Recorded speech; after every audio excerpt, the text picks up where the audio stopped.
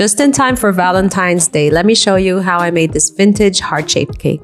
We start with Wilton tip number 70, and here I just pipe up and down to create these ruffles. You can always stop and move the cake and continue again. You see here, I need different angles, so I move the cake and then I just do the missing pieces. We're gonna move on to tip number 4B from Wilton.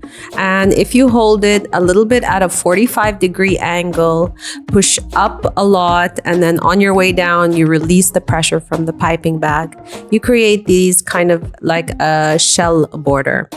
Always stop, rotate the cake, and continue in the angle that you want. I always recommend that you practice on a plate or a cutting board. And here I'm doing the same one, the shell border on the edge of the cake and the bottom. And it's quite easy. You just make sure that you are holding it at the right degree angle, which is like a 45-degree angle. And here's what it looks like at the end. I'm using the same shell border, but this time with Wilton tip number 21, and it creates these smaller shell borders. Here I'm still using Wilton tip number 21, and I'm creating these kind of like long waves around the edges of the cake. And as I said, all of these things will require some practice. Practice on a flat surface and also practice on a vertical surface if you're going to do designs on the sides of the cake.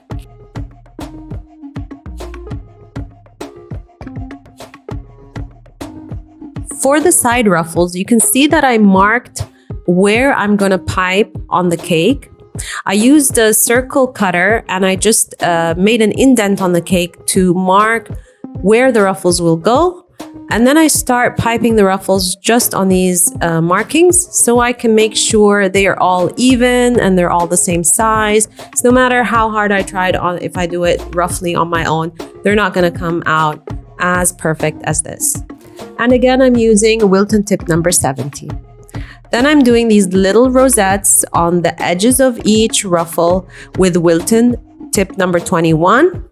It's the same one I used for the shell border, but you just do a circular rosette. Finally, I'm gonna give it some shimmer and shine on the top with some edible glitter, just to give it that extra shine. And that's it. This is the final product. You can see against the light how shiny it is on the top. You can add some birthday message or sweet Valentine's message there as well. I hope you will try some of these piping techniques and let me know in the comments what you'd like to see next.